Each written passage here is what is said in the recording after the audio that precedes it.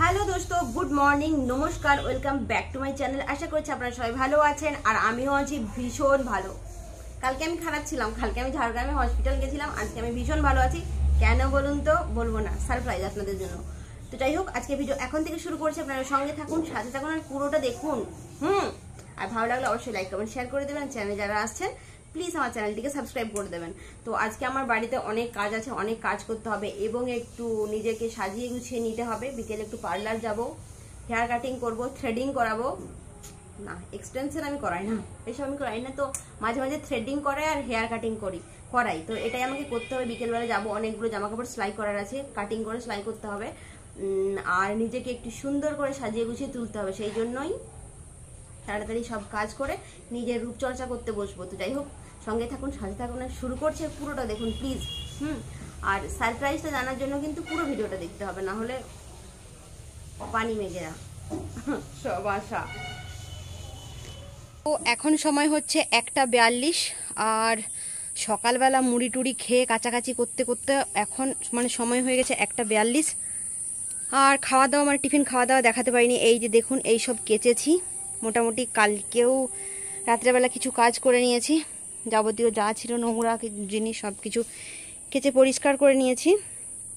আর আজকে হচ্ছে মেঘের ওয়েদার একদম ভালো নয়, একদম ঢেকে ঢেকে রেখেছে। সূরজ মামাকে সকাল থেকে দেখাই যায়নি, ঢেকে রেখেছে, তাও কিন্তু একটা গরম গরম ভাব, কেমন একটা যেন সূর্যের তেজ তেজ ভাব লাগছে।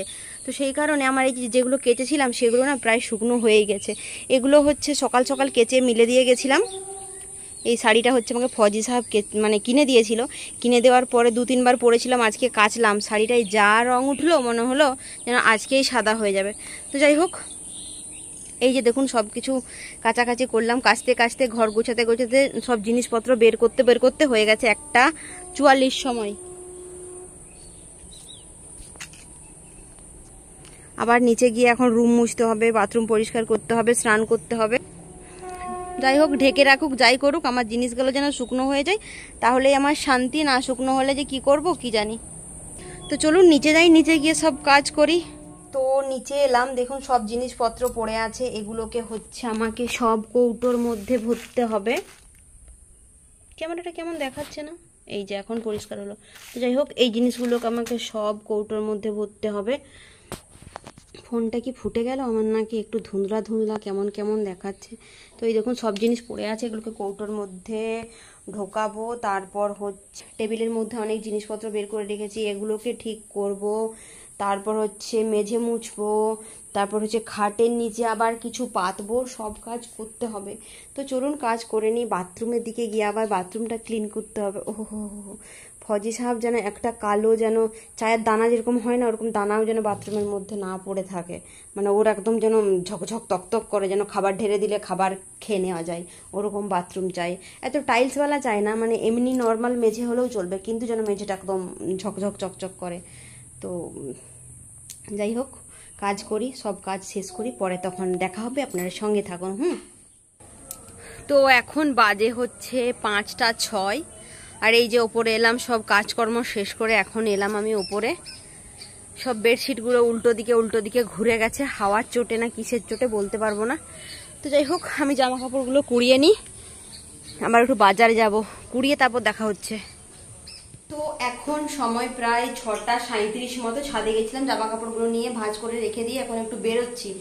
একটু হচ্ছে বাজারে কিছু জামা কাপড় সেলাই করানোর আছে, সেই জন্য। আর বাইরে হাওয়াটাও বেশ জোরে শুরু হয়েছে, জানি না বৃষ্টি শুরু হয়ে যাবে কিনা। চল ঝুম্পা চল।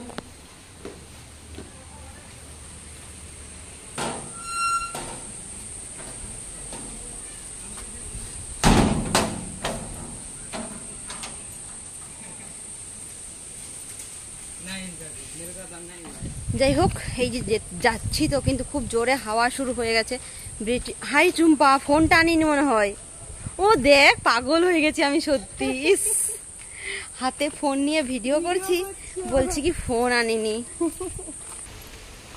ছাতা টাতা কিছুই নিয়ে এলাম না, জানি না কি হবে। তো চলুন তাড়াতাড়ি করে যাই, কাজ টাজ করিয়ে ফির।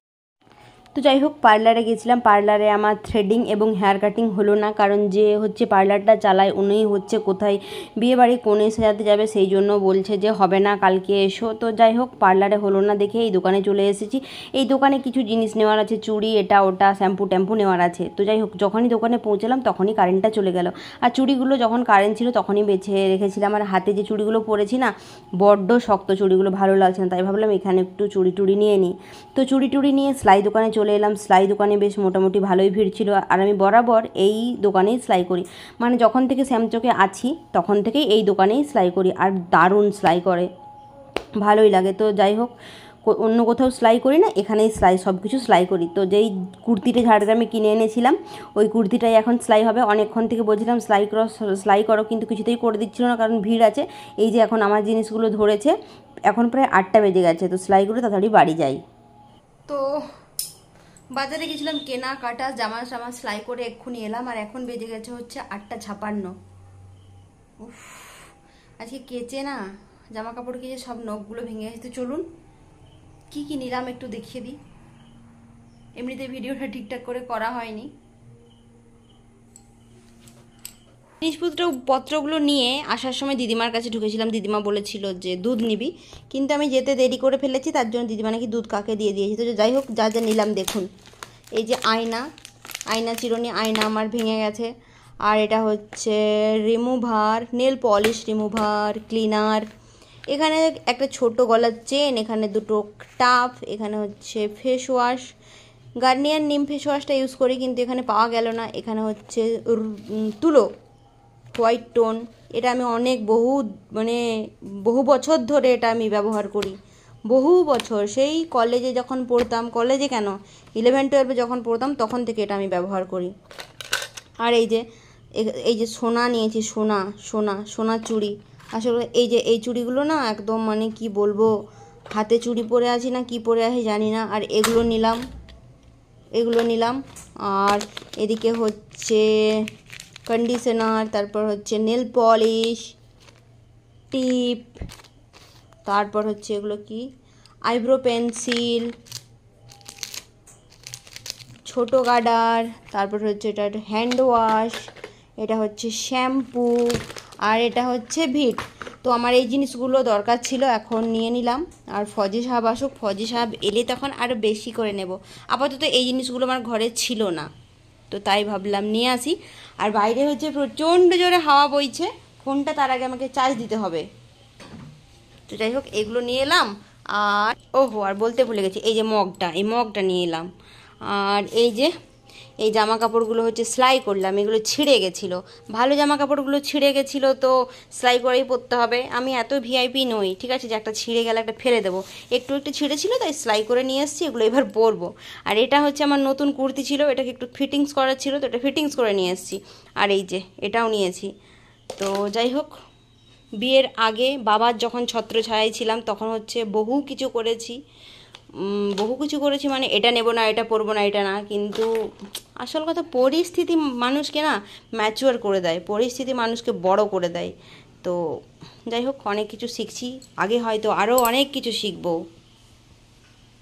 আর আমি এদিকে বোতলের দোকান খুলেছি, ভালো খারাপ ভাঙা তোপড়ানো সব বোতল এর দোকান খুলেছি, কারো লাগলে এগুলো হচ্ছে নিয়ে যাবেন, ঠিক আছে দেখুন।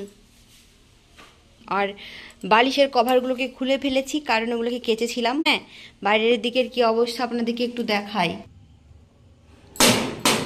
দেখেন খুব জোরে হাওয়া বইছে, খুব জোরে। বৃষ্টি হবে না আমি বলতে পারছি না, কিন্তু হাওয়াটা আজকে মানে সুন্দর বইছে, গায়ে লাগছে, দেখুন গাছপাতাগুলো হিলে যাচ্ছে না, তো সুন্দর একটা হাওয়া বইছে, গায়ে লাগছে, বেশ ঠান্ডা ঠান্ডা।